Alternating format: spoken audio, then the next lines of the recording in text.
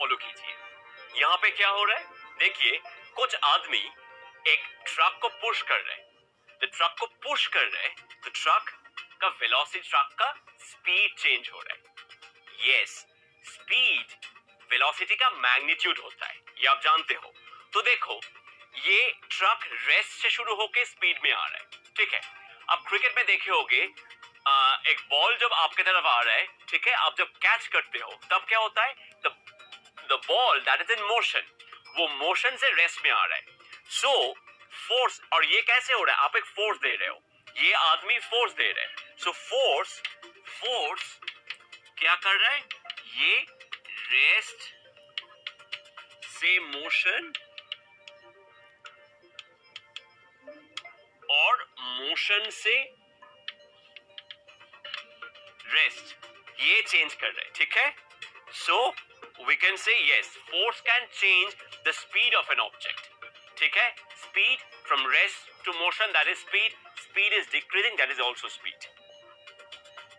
Cricket के बारे में बात कर रहे थे ना, ऑब्जर्व दिस वन, ये इसमें क्या हो रहा है देखो, यहां पे मोशन का वेलोसिटी भी चेंज हो रहा है, स्पीड भी चेंज हो रहा है, उसके साथ और एक बात देखो, हाँ, बॉल दूसरे डायरेक्शन पे जा रहे हैं, मतलब with this strike the ball is going in a different direction.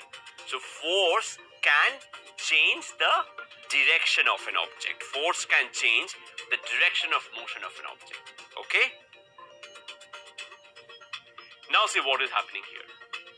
This is something like ऐसे, ठीक है। ये बॉल आप तो देखे ही होंगे, ठीक है, एक स्ट्रेस बॉल बोलते हैं। तो what we are doing, we are changing the shape of an object, हम लोग शेप चेंज कर रहे हैं। आप स्प्रिंग लेके देखोगे, स्प्रिंग को आप खींच सकते हो, कंप्रेस कर सकते हो, everything is with force. Yes, so force can change the shape of an object. तो all the effects if we enumerate, हम लोग एक लिस्ट जैसे बना ले तो क्या है, it changes the speed of an object, it changes the direction of an motion of an object, it changes the shape of an object. अभी shape of an object is a different kind of effect, but ये दो effect जो है, speed और direction, इससे एक बात आपको याद होना चाहिए, हम लोग ऑलरेडी डिस्कस चुके हैं। What is velocity? Velocity is nothing but speed and direction. आप जानते हो speed is a scalar, velocity is a vector. So हम लोग जब वेलोसिटी के बारे में बात करते हैं तो वेलोसिटी का वेलोसिटी के पास डायरेक्शन भी है, ठीक है। अभी वेलोसिटी के पास जब डायरेक्शन है, force is bringing change in speed as well as direction. तो फोर्स जब स्पीड और डायरेक्शन दोनों ही चेंज कर रहे हैं, मतलब फोर्स वेलोसिटी भी चेंज कर रहे हैं, ठीक है। अभी आप जानते हो कि velocity is nothing but a rate of change of velocity is nothing but acceleration. Yes, del v by del t is nothing but acceleration, right?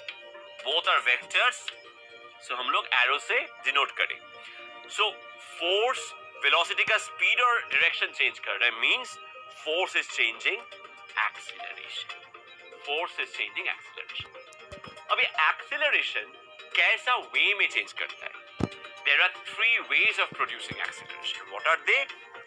First you observe this, when we drop the ball,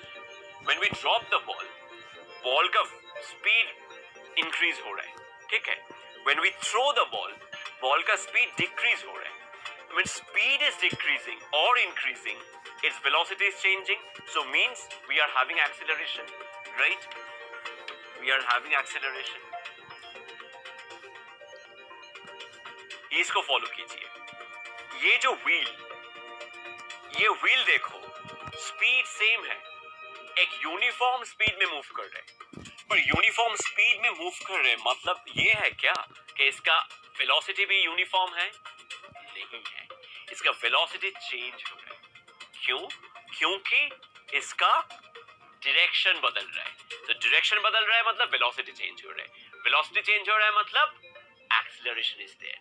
so acceleration when there is direction, so acceleration is being produced. this is a very interesting example. If you see, the car is changing the speed as well as the direction. एक साथ car speed देखो, यहाँ पे direction और speed भी बढ़ा दिया. So एक साथ जब acceleration हो तो means velocity, so means speed and direction दोनों ही change हो, then we are producing acceleration. अभी all this change of acceleration is because of this. What this man is doing or what this boy is doing? Yes, he's applying force. So when we apply